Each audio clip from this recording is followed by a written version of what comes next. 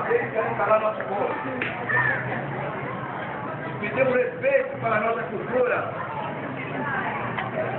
Respeito para a nossa cultura. Respeito para o nosso povo. Peço respeito para o nosso povo. Não estou vendo uma autoridade para vir aqui com a gente. Porque o nosso povo tem que toda vez ser discriminado. Porque o nosso povo tem sempre que ficar calado. Porque o nosso povo não pode mostrar o que é dela. Porque o nosso povo tem que ficar gritando para o povo lá da rua saber que nós estamos aqui.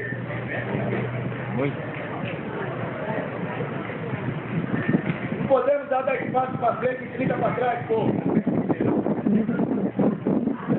Não podemos deixar essa criança aqui para ver o entretenimento e deixar nosso povo calado.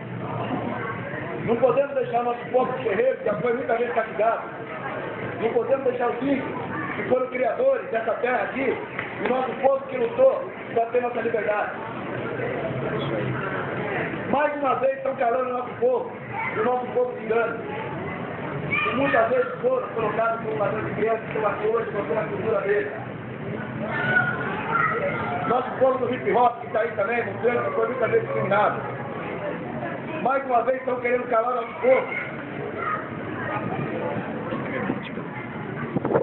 Mais uma vez nós estamos calados perante a sociedade.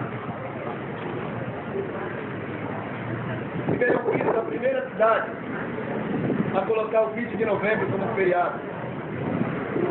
E nosso povo continua calado sem poder falar e mostrar para o povo que nós temos.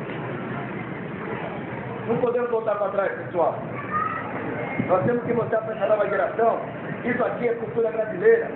Isso aqui foi o povo que lutou para muitas coisas que acontecem aí hoje, foi através dele. Foi através da capoeira, que muitas vezes foi discriminado como ladrões, foi discriminado como negro, vagabundo, malandro, como eles foram considerados como feiticeiros, e eles foram considerados como vagabundos. Nosso povo não vai se calar.